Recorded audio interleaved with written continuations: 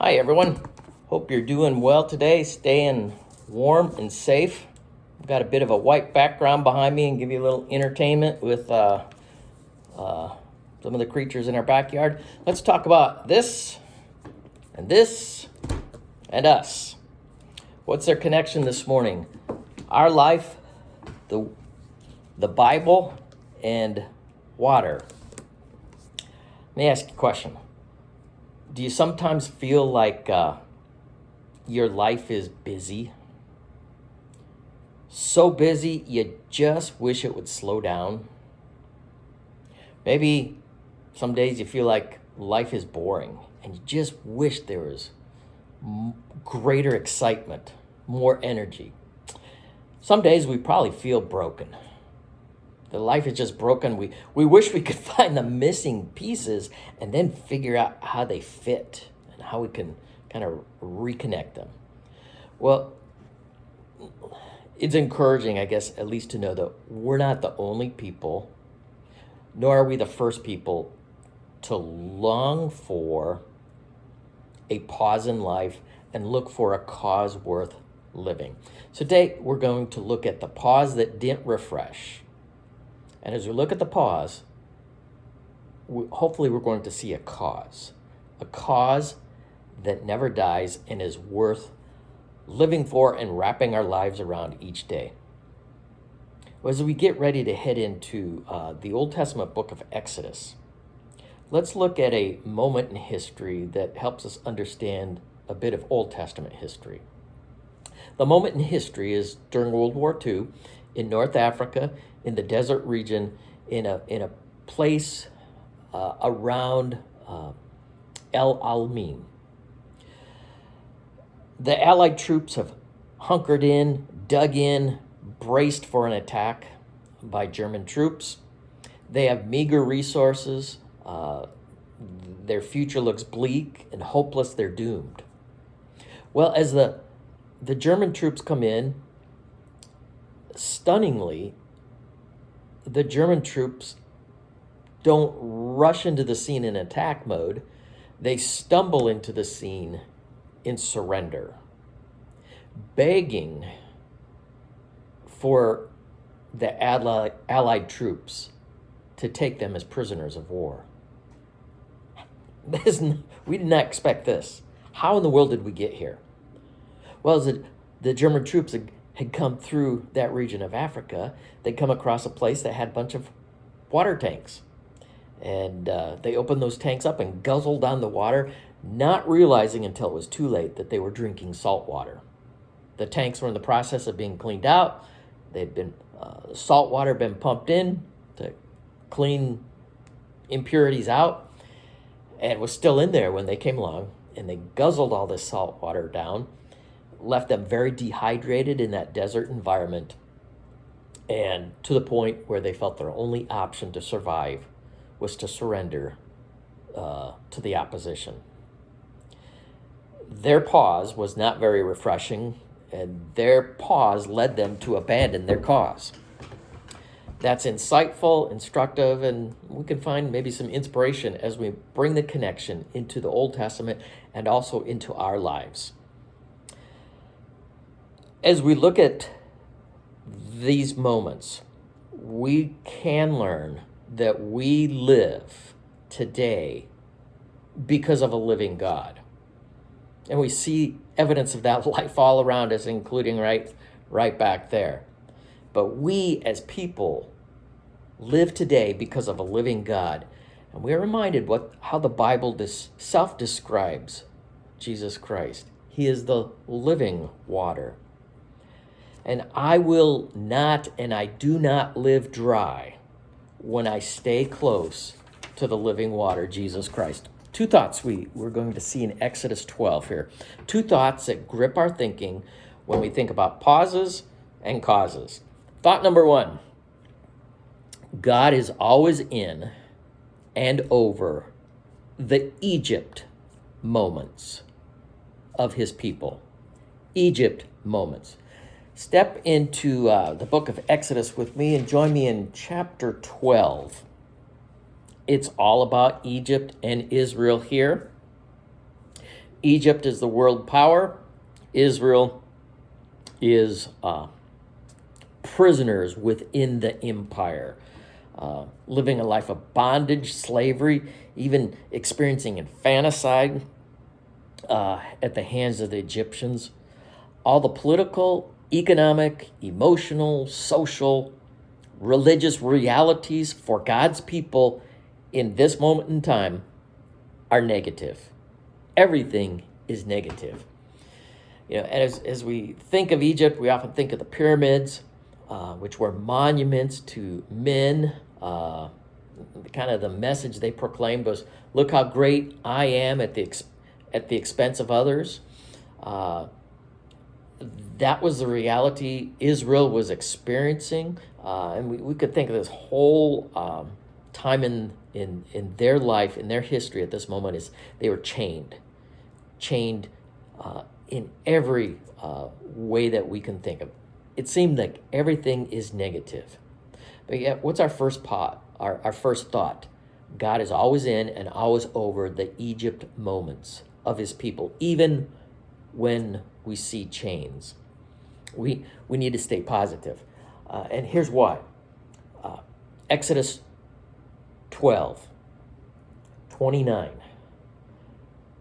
We see this. No man, no movement, and no man is bigger than the living God. Exodus 12:29. Now at midnight the Lord struck every firstborn male in the land of Egypt, from the firstborn of Pharaoh, who sat on the throne, to the firstborn of the prisoner who was in the dungeon, and every firstborn of their livestock. We know the plagues are going on at this time, and this is kind of the final, the ultimate plague. And all moving to this in verse 51. On that same day, the Lord brought the Israelites out of the land of Egypt. No movement, no moment, no man is bigger than the living God. No players in this scene, when Pharaoh is one of the key ones, along with Moses, is bigger than the living God. Only the living God can pull this off, getting Israel out of slavery to Egypt. Well, that brings us to a second thought. God is always in and over the Exodus moments of his people, the Egypt moments and the Exodus moments of his people. See, life is never over on this planet. And we're going to see what kind of happens next for the people of Israel. We think they're out of Egypt, boom, over, done with. It's easy going the rest of their life, the rest of history. But life is never over on this planet. There's always another chapter to go through and to grow through in our life. Here we still have about 90% of the Bible left. And as we keep on reading, it's what's next, what's next, what's next. And as we go through our life, and this week, what's next, what's next, what's next. And it's always to be moments of movement and growing with God and toward God.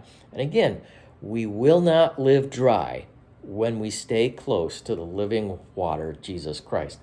Okay, life is never over on this planet, and now we're going to learn that the fastest route available is not always the better route. Join me in chapter 13 and chapter 13, verse 17. When Pharaoh let the people go, God did not lead them along the road to the land of the Philistines, even though it was nearby. For God said the people will change their minds and return to Egypt if they face war. Verse 18, so he led the people toward the Red Sea along the road of the wilderness. The promised land, where they're headed, what God has for his people is a journey. We often think of it as a destination. Let's be reminded it's a journey of readiness. And as we look at this journey of readiness from God's perspective, we see the plan. God is actively readying his people for their future. Doesn't it seem that God is often slower than faster? But as you work your way through Scripture and as you look at your life, it's a journey, and the fastest route available isn't always the better route. The people here are not yet ready for what they want, for what's been promised to them, but they're not yet ready. They're not yet ready for battles that they will face along the way. They're not ready for hostility. They're not ready for opposition. They're not ready to live long productively together. They're not ready for teamwork that will bless the rest of the world, which is part of the Abrahamic promise. But God is actively readying his people for their future. He chooses the pace in verse 18, and he chooses the places along the way. The places involve the Red Sea, where Egypt changes its mind, says, I think we'll take the Jewish people back as our slaves. But there is no panic in heaven. God has already planned what he's going to do next. But the Red Sea is part of Israel's instruction, is part of Israel's journey. Also, as we look at chapter 15, we find there's another place that God has laid out as part of Israel's journey, and that is a place called Marah. Okay, they leave Egypt, they come to the edge of the Red Sea, they're trapped, they're hemmed in. You're familiar with Scripture, you can read through this in the next couple of chapters. They have the Red Sea deliverance. And so we find ourselves on the other side of the Red Sea. Egypt has been decimated in this moment. They are singing, praising the Lord. And in verse 22, then Moses led the journey, remember the journey, Israel on from the Red Sea, and they went out into the desert, or the wilderness, desert is another word in Hebrew, of Shur. They journeyed 3 days, just 3 days from the Red Sea, without finding water. Remember what we talked about with water? Jesus is the living water, but water is very important in the desert. And when we don't have it, we tend to panic and we think the wheels are coming off of everything. God knows that. God is preparing his people for their next chapter and their next chapter. And here we come to a pause, another pause that doesn't refresh. They came to verse 23, Marah, and they could not drink the water there because it was bitter. And the Hebrew word Marah means bitter, and you can still visit that site today, and I guess it's pretty nasty tasting water, and it's kind of like you'd say, God, why did you take them there? And we'll bring it into our lives. God, why did you bring me to this challenging spot? We might even say ugly spot. The promised land is a journey, and God is getting us ready for what he knows we need to be ready for in the days ahead. And the pauses in life are kind of like boomerangs. And the question is, what's going to come back? And for what happened with Israel, verse 24, the people grumbled against Moses. And as you keep working your way through the Old Testament and through the Exodus, it was kind of what Israel did all the time. Often, grumble, grumble, grumble. And that's why God brings us to these chapters, to work on our grumbling, to work on what needs to be worked on so we're ready for what we need to be ready for. And the pauses in life bring out either the boomerangs of bitterness or the boomerangs of blessing. being grateful and sharing that blessing with others, and bringing balance to our life. This moment is meant to be instructive. Let's see what happens. God does a miraculous healing there through Moses. And so they're able to drink the water after God makes a difference. And then there's some promises there. They're all to reinforce that what God says. I want you guys to remember, always remember this, and never forget. I am Jehovah, the one who heals you. This bitter experience was part of God's design journey to be instructive, to be teaching, to reinforce the lesson that God brings healing to broken people. That's something I need to hear. That's something I think you need to hear. He brings balance to us who are busy. He brings balance to us who are bored and energy. He brings healing to the broken.